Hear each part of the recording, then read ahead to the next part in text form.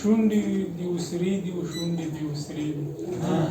چې شعر کې دې څه نشته سندرې او ټپې دي په پوزه کې پېزوان ده او کږې زلفې خوارې دي دا څه در باندې شوي دي بل کار مو شته که نشته خو شونډې دې وسرې دي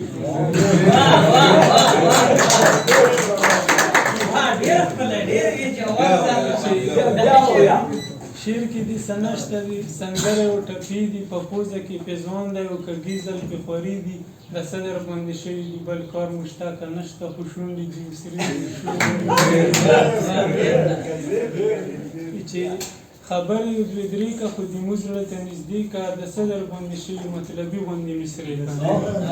اول لیک ته بسم الله که د سرو شونډو ته شا که ته به خپله مخکې لاړ شي خو دې واوله لچ مه که ته چې خپل کور نه بهر شي په شاړو پوله ورشي بس قلم لاس کې راواخلې بیا په ګاډو واډو سره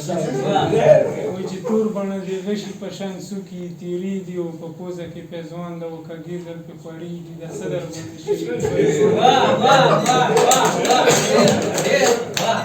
بل بند دی چې